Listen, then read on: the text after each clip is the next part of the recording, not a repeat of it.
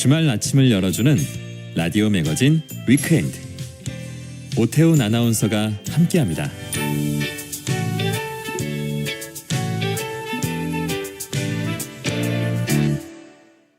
네, 일상에서 발견하는 실용 인문학 이야기를 나눠보는 시간입니다. 생활 속의 인문학, 인문학 저자 이혁원 작가 나오셨습니다. 어서 오십시오. 네, 안녕하세요. 오늘은 어떤 주제로 이 얘기를 나눠볼까요? 예, 오늘은 욕구라는 주제로 이야기할까 합니다. 예.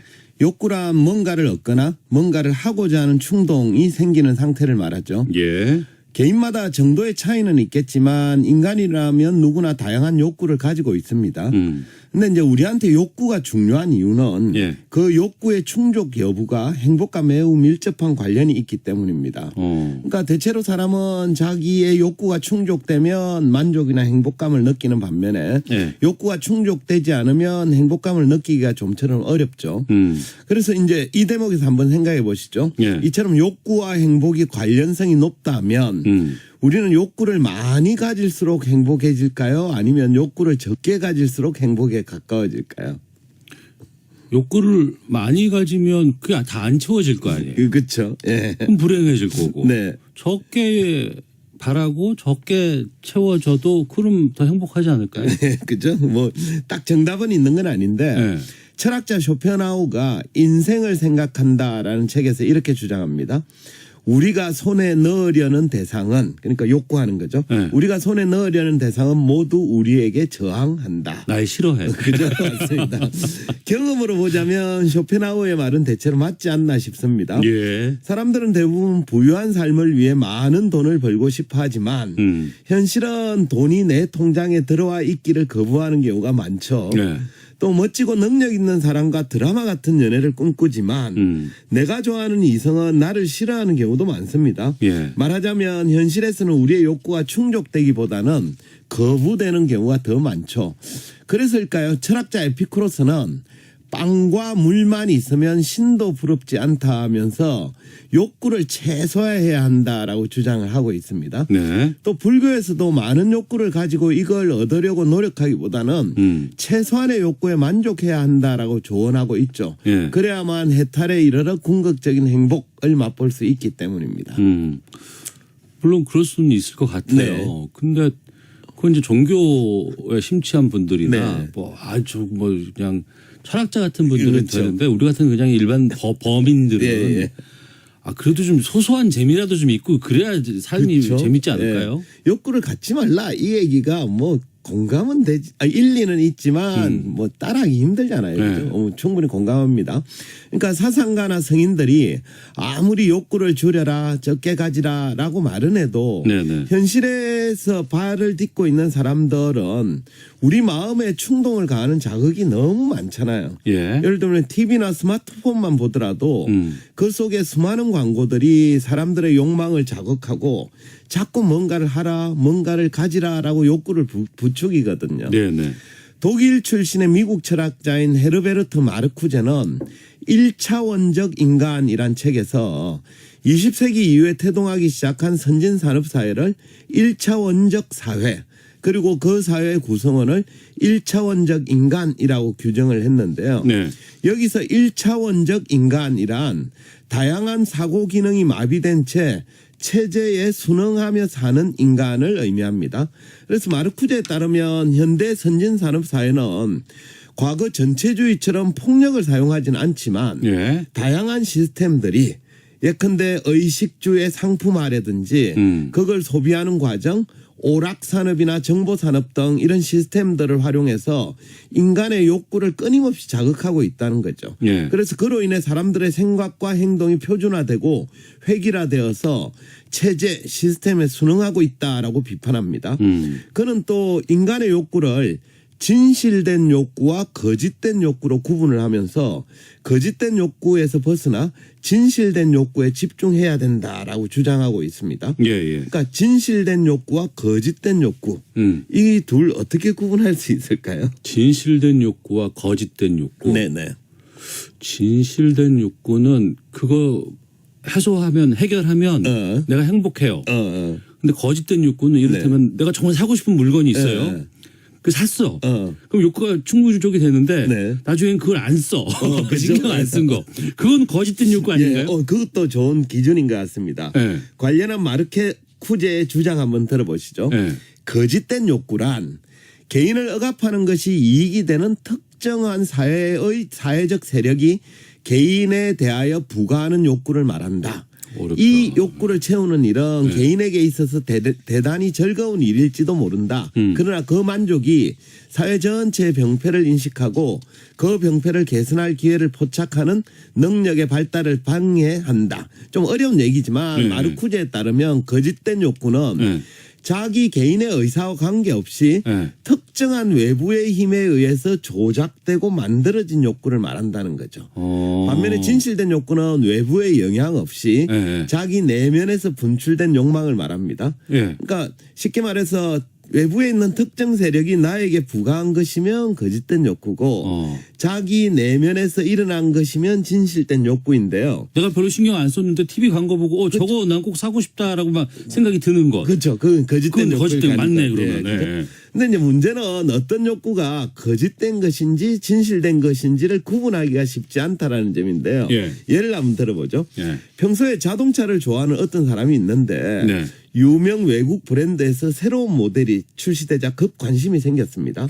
또 제조사에서는 이번 출시된 신차가 최고급의 럭셔리하면서도 엘레강스하고 프리미엄한 모델이다 이렇게 홍보를 하고 있습니다. 그러니까 평소에 자동차에 관심이 많던 그 사람은 그 새롭게 나온 차를 꼭 구입해서 타보고 싶은 마음이 생겼죠. 그럼 이 상황에서 그 사람의 욕구는 진실된 걸까요? 거짓된 걸까요? 차를 바꿀 때가 확실히 됐어요. 그 지금 타고 있는 차는 더 이상 내가 굴러 탈 수 없어. 그때는 진실된 욕구 같기도 하고 지금 타도 멀쩡히 탈 수는 있어. 근데 이게 그냥 저게 더 좋은 것 같은 데로 가면 그건 거짓된 거 아닌가요? 그러니까 상황에 따라 뭐 그럴 수도 있지만 사실 이게 당사자는 진실된 거다라고 얘기하겠지만 다 진실되다고 그죠? 하죠. 좀 판단하겠죠. 그죠? 근데 어쨌든 마르쿠제는 뭐가 진실된 욕구고 뭐가 거짓된 욕구인가는 각 개인이 스스로 답을 내어야 된다라고 주장을 해요. 그러면서 이제 이렇게 덧붙입니다. 한번 들어보십시오. 광고에 나오는 대로 긴장을 풀고 재미있게 놀이를 즐기고 행동하고 소비하고 또한 남들이 사랑하고 미워하는 것을 자기도 사랑하고 미워하고 싶다는 일반적인 욕구들은 대개가 이 거짓된 욕구의 범주에 들어간다. 그럼 거의 대부분 다 거짓된 욕구군요. 그러니까 마르쿠제에 따르면 특정한 광고를 보고 어떤 욕구가 발동했다면 이건 되게 거짓된 욕구일 가능성이 높다는 거죠. 대체로 광고란 소비자들에게 자기의 상품을 사라고 부추기는 활동이잖아요. 그러니까 말하자면 광고를 통해 잠재적 소비자들에게 특정한 욕구를 불러일으키기 위한 목적이 주된 거죠. 그러니까 그것 때문에 생기면 거짓된 욕구일 가능성이 광고하는 목적이 상품을 팔기 위한 거니까요. 그렇죠. 맞습니다. 따라서 말씀하신 대로 광고 때문에 어떤 욕구가 생겼다면 특정한 외부의 힘에 의해서 조작되고 만들어진 욕구. 이걸 마르쿠제는 거짓된 욕구라고 했잖아요. 그죠? 그럴 가능성이 높습니다. 프랑스 사회학자인 장 보드리아르도 비슷한 주장을 펼쳤는데요. 그는 소비의 사회에서 이렇게 적고 있습니다. 한번 들어보십시오. 소비자는 자유롭게 자기가 원하는 대로 또 자신의 선택에 따라 타인과 다른 행동을 하지만 이 행동이 차이화의 강제 및 어느 한 코드의 복종이라고 생각하지는 못한다. 그러니까 보드리아르에 따르면 현대 소비사회에서는 사람들이 각자 자신의 욕구에 따라 자유로운 선택을 했다고 생각을 하지만 실은 체제나 시스템이 교묘하게 만들어 놓은 강제나 특정한 코드에 복종한 결과라는 거죠. 이용당한 거야. 가령 TV에서 제주도 한 달 살기를 주제로 방송이 나왔어요. 그걸 본 시청자 중에는 나도 언젠가는 제주도에서 한 달 살기를 하고 싶다라는 욕구가 생기기도 하거든요. 그렇죠. 저도 실제 그랬습니다. 이때 당사자는 자기가 원래부터 그런 욕구를 가지고 있었다라고 생각을 합니다. 하지만 그건 본래 그런 욕구가 있었다기보다는 TV를 봐서 그렇죠. 그런 거예요. 그러니까 외부의 어떤 힘에 의해서 그런 욕구가 생기도록 교묘하게 조작된 결과일 수도 있습니다. 근데 정말 그러네. 보니까 뭐 TV 보다가 무슨 뭐 집 같은 거 소개해 주는 거 보면은 그렇게 인테리어도 하고 싶고 그렇죠. 뭐도 사고 싶고 그렇게 예. 하는데 근데 그 본래 욕구가 아니라 이 타의에 의해서 이제 강제로 주입됐다. 네. 이런 욕구라 그러면은 그게 어떤 문제가 생길까요? 예.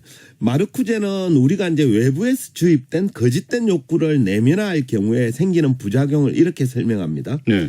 거짓된 욕구는 힘든 노동과 공격성, 고통 그리고 정당하지 않은 것을 찬양한다. 그러니까 우리가 외부에 주입된 거짓된 욕구를 가지는 순간 당사자는 그 욕구를 충족하기 위해서 현실의 힘든 노동과 고통을 감내하게 되고 때로는 정당하지 않은 방법을 찬양하거나 기획하는 경우도 생긴다는 거죠. 그 결과 기대한 욕구는 충족할지 모르겠지만 네. 전체적인 삶의 모습은 부자연스럽고 불만족스러울 가능성이 높아진다는 거예요. 그러니까 이루고 나면 네.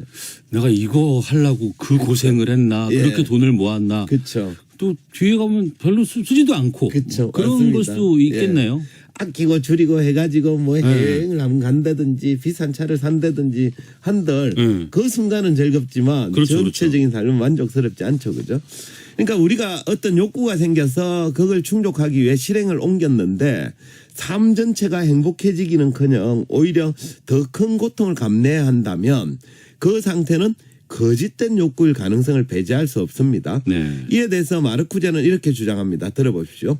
매우 다양한 상품과 서비스가 고역과 공포의 생활에 대한 사회적 통제를 지속시킨다면 다시 말해 그것들이 소외를 지속시킨다면 그 다양한 상품과 서비스 속에서의 자유로운 선택은 진정한 자유를 뜻하는 게 아니다.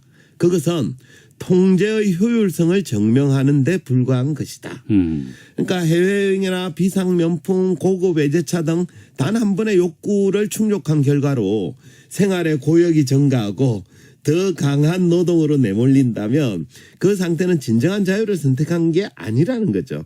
그것은 누군가가 만들어놓은 욕망의 덫에 포획된 상태에 가깝고 따라서 그런 이제 욕구의 충족도 중요하겠지만 무엇보다도 거짓된 욕구에 자신이 현혹되지 않는 자세 이런 게 중요하다고 강조하고 있는 겁니다. 그 거짓된 욕구에 현혹되지 않는 자세는 어떻게 가질 수 있는 거예요? 안타깝게도 마르쿠제는 문제 제기는 했지만 네. 책에서 명쾌한 정답까지는 제시하지 않고 있습니다. 대신 그는 거짓된 욕구에서 해방되기 위해서 이렇게 조언하고 있는데 들어보십시오. 해방의 프로세스는 어떤 경우에나 선행하는 조건의 시스템을 다른 그것으로 대체하는 것이다. 그 최고의 목표는 허위의 욕구, 이 허위의 욕구가 거짓된 욕구죠. 허위의 욕구를 진실의 욕구로 바꾸는 것이며 억압적인 만족을 폐기하는 데 있다. 그러니까 우리가 인간인 이상 욕구 자체를 갖지 않을 수는 없겠죠. 다만 진실된 욕구와 거짓된 욕구의 구분, 즉 자기 내면에서 솟아나는 욕구와 외부의 어떤 힘에 의해서 강제된 욕구를 구분할 줄은 알아야 됩니다. 네. 그러기 위해서는 자기의 욕구가 특정한 사회적 장치로부터 강제로 주입된 건 아닌지 이런 것들을 좀 검토하는 자세가 필요하고요. 나아가서 자기가 진정으로 바라는 욕구는 뭔지를 좀 계속 묻고 성찰하는 시간도 필요합니다. 끝으로 독일 철학자 칸트가 실천 이성 비판에서 한 말을 들려드릴까 하는데 예. 칸트는 이렇게 조언합니다. 너의 욕구와 본능과 열정을 감독하라. 그러니까 자신의 본능이 내면에서 출발한 건지 외부의 누군가가 특정한 목적을 위해 주입한 것인지 이런 것들을 좀 점검해보는 계기가 되었으면 합니다. 알겠습니다. 생활 속의 인문학 이호건 작가였습니다. 고맙습니다. 네, 감사합니다. 라디오 매주 위크엔드 마치겠습니다. 오태훈이었습니다. 고맙습니다.